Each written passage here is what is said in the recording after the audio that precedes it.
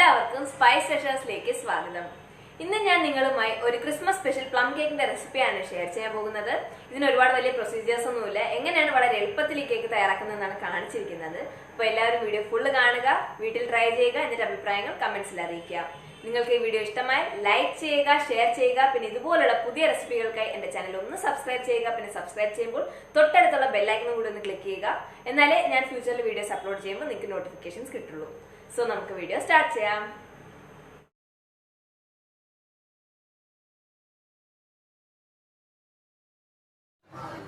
അപ്പം ഞാനിവിടെ ഇൻസ്റ്റൻ്റ് ആയിട്ട് എങ്ങനെയാണ് ഈ പ്ലം കേക്ക് തയ്യാറാക്കുന്നത് എന്നതിൻ്റെ റെസിപ്പിയാണ് കാണിക്കുന്നത്. അപ്പോൾ അതിനായിട്ട് ആദ്യം നമുക്ക് ഡ്രൈ ഫ്രൂട്ട്സ് സോക്ക് ചെയ്യണം. ഒരുപാട് നേരമൊന്നും വേണ്ട, ഒരു അരമണിക്കൂർ സോക്ക് ചെയ്താൽ മതി. അതിന് ആവശ്യമായിട്ട് ഞാനിവിടെ ഓറഞ്ച് ജ്യൂസ് എടുത്ത് വെച്ചിട്ടുണ്ട്, 2 ഓറഞ്ചിൻ്റെ. പിന്നെ 1/2 കപ്പ് സീഡ്ലെസ് കറുത്ത മുന്തിരി, ഇത് ഞാൻ നന്നായിട്ട് കഴുകി എടുത്തിട്ടുണ്ട്. ഇത് 1/2 കപ്പാണ്. നെക്സ്റ്റ് കുറച്ച് സാധാരണ ഉണക്കിയ മുന്തിരി, ബദാം, ചെറി, പിന്നെ ടൂട്ടി ഫ്രൂട്ടി, പിന്നെ കാഷ്യൂ നട്ട്.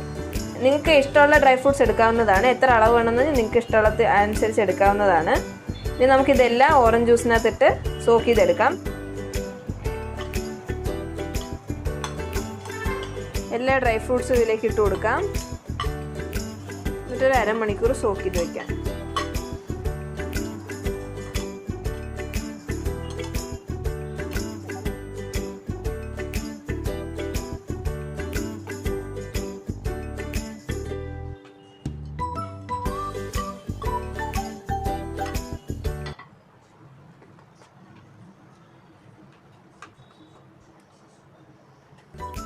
ഇനി ഞാൻ പഞ്ചസാര കാരമലൈസ് ചെയ്യാനാണ് പോകുന്നത്. കേക്കിന് നല്ലൊരു ഗോൾഡൻ ബ്രൗൺ കളർ കിട്ടാനാണ് നമ്മൾ ഷുഗർ കാരമലൈസ് ചെയ്ത് ചേർക്കുന്നത്. അപ്പോൾ നമുക്കിനി അത് എങ്ങനെയാണ് ചെയ്യുന്നതെന്ന് നോക്കാം. അതിനായിട്ടൊരു പാനിലേക്ക് നമുക്ക് പഞ്ചസാര ഇട്ട് കൊടുക്കാം. 1/4 കപ്പ് പഞ്ചസാരയാണ് ഞാൻ എടുത്തിരിക്കുന്നത്.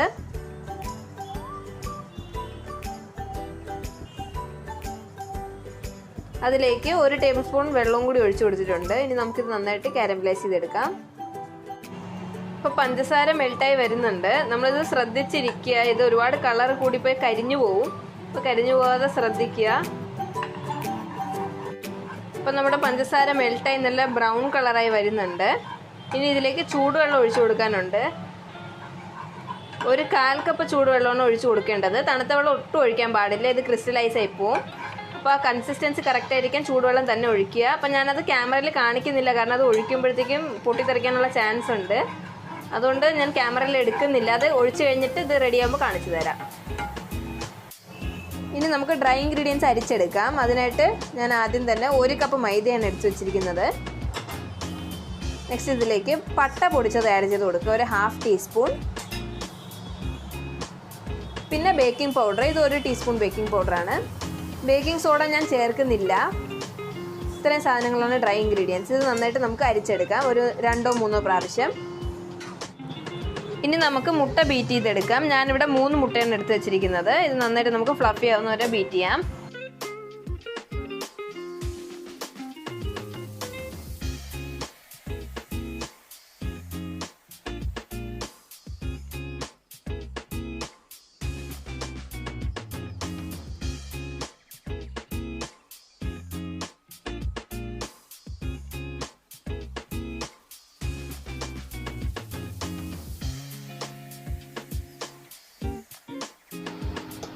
ഞാൻ ഈ 3 മുട്ടയും നന്നായിട്ട് ബീറ്റ് ചെയ്തെടുത്തിരിക്കുകയാണ്.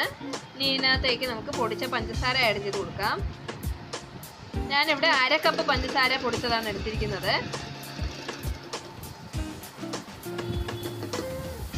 ഇതുപോലെ കുറച്ച് ആഡ് ചെയ്ത് ബീറ്റ് ചെയ്തെടുക്കാം.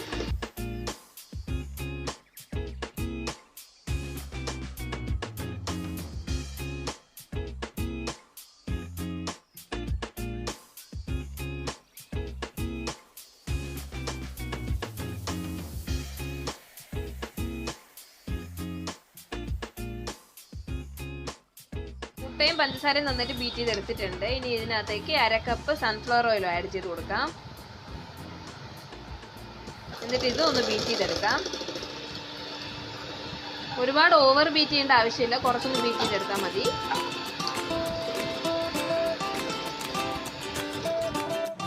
ഇപ്പോൾ മുട്ടയും പഞ്ചസാരയും ഓയിലും ഒക്കെ നന്നായിട്ട് ബീറ്റ് ചെയ്തെടുത്തിട്ടുണ്ട്. ഇതിലേക്ക് ഒരു 1/4 ടീസ്പൂൺ വാനില എസൻസ് ആഡ് ചെയ്ത് കൊടുക്കാം.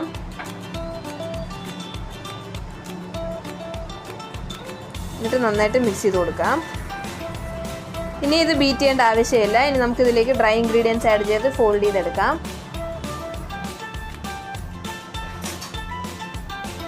നെക്സ്റ്റ് ഇതിലേക്ക് നമ്മൾ നേരത്തെ അരിച്ച് വെച്ചിരുന്ന ഡ്രൈ ഇൻഗ്രീഡിയൻസ് ആഡ് ചെയ്ത് കൊടുക്കാം. എന്നിട്ട് ഫോൾഡ് ചെയ്തെടുക്കാം.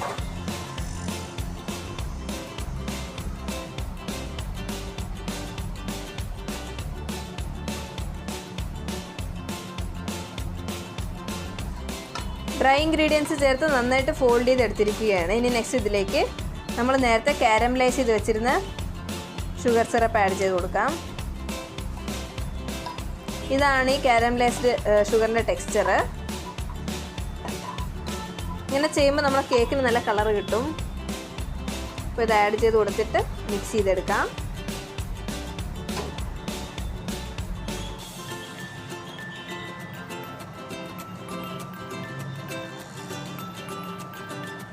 കാരമലൈസ് ചെയ്ത ഷുഗർ നന്നായിട്ട് മിക്സ് ചെയ്ത് കൊടുത്തിട്ടുണ്ട്. ഇനി ഇതിലേക്ക് നമ്മൾ നേരത്തെ സോക്ക് ചെയ്ത് വെച്ചിരുന്ന ഡ്രൈ ഫ്രൂട്ട്സ് ആഡ് ചെയ്ത് കൊടുക്കാം.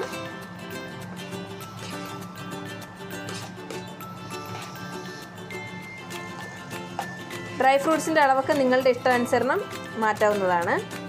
ഇനി ഇത് നന്നായിട്ട് മിക്സ് ചെയ്തെടുക്കാം.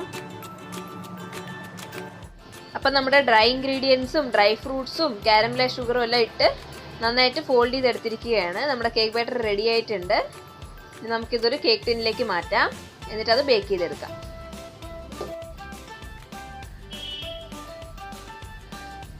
ഒരുപാട് ലൂസ് കൺസിസ്റ്റൻസി അല്ല, ഇങ്ങനെ ഒരു കൺസിസ്റ്റൻസി ആണെങ്കിൽ നമ്മുടെ കേക്ക് ശരിയാവുള്ളൂ.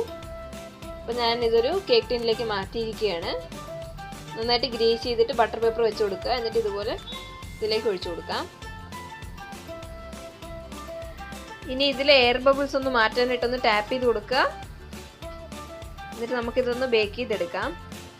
പിന്നെ നിങ്ങൾ ശ്രദ്ധിക്കേണ്ടത് ബാറ്റർ ഒരുപാട് ലൂസ് ആവാൻ പാടില്ല. നേരത്തെ പറഞ്ഞതുപോലെ ലൂസായി കഴിഞ്ഞ് കഴിഞ്ഞാൽ നമ്മളിതിൽ ആഡ് ചെയ്യുന്ന ഡ്രൈ ഫ്രൂട്ട്സ് എല്ലാം താഴോട്ട് അടിഞ്ഞു പോകും. അപ്പോൾ നമ്മൾ ഈ ഒരു കൺസിസ്റ്റൻസിയിൽ കേക്കിൻ്റെ ബാറ്റർ ആക്കുമ്പോഴത്തേക്ക് എല്ലായിടത്തും ഈവനായിട്ട് ഡ്രൈ ഫ്രൂട്ട്സ് കിടക്കും. അപ്പോൾ നിങ്ങൾ ആ ഒരു കാര്യം ശ്രദ്ധിക്കുക. നമുക്കിതിൻ്റെ മുകളിലേക്ക് കുറച്ച് കാഷ്നട്ട് വെച്ചൊന്ന് അലങ്കരിക്കാം. എന്നിട്ട് ഇത് ബേക്ക് ചെയ്യാൻ വെക്കാം. ഇനി നമുക്കിതിലേക്ക് കുറച്ച് കാഷ്നട്ട്സ് വെച്ച് കൊടുക്കാം.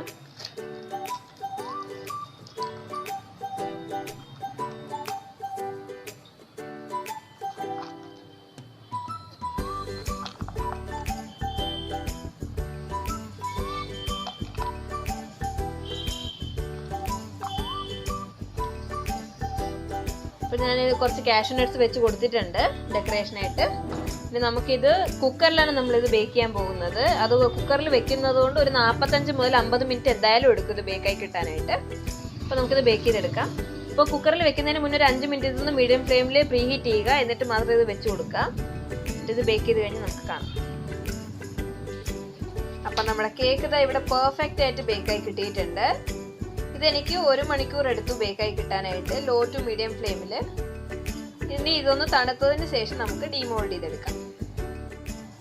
അപ്പം നമ്മുടെ കേക്ക് ഞാനിവിടെ ഡീമോൾഡ് ചെയ്തെടുത്തിട്ടുണ്ട്.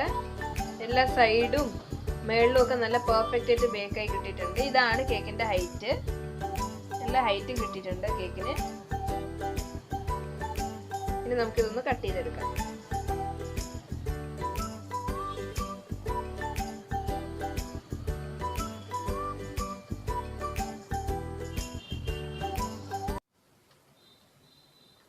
അപ്പോൾ ഇതാണ് നമ്മുടെ കേക്ക്. ഇനി നമുക്കിതൊന്ന് കട്ട് ചെയ്തെടുക്കാം.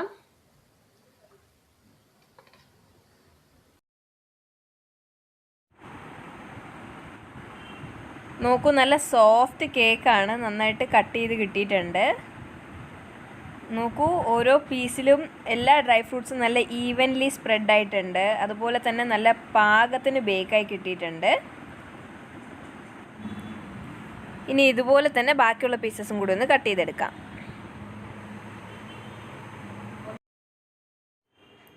അപ്പോൾ ഞാനിവിടെ കേക്കെല്ലാം നന്നായിട്ട് കട്ട് ചെയ്തെടുത്തിരിക്കുകയാണ്. ഇതിന് ശരിക്കും നമ്മൾ വെളിയിൽ നിന്ന് വാങ്ങുന്ന പ്ലം കേക്കിൻ്റെ സെയിം ടേസ്റ്റാണ്.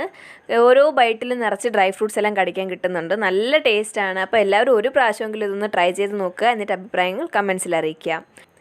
പിന്നെ നിങ്ങൾക്ക് ഈ വീഡിയോ ഇഷ്ടമായ ലൈക്ക് ചെയ്യുക, ഷെയർ ചെയ്യുക. പിന്നെ എൻ്റെ ചാനൽ ഇതുവരെ സബ്സ്ക്രൈബ് ചെയ്തില്ലെങ്കിൽ ഒന്ന് സബ്സ്ക്രൈബ് ചെയ്ത് സപ്പോർട്ട് ചെയ്യണേ. Thank you so much for watching my video.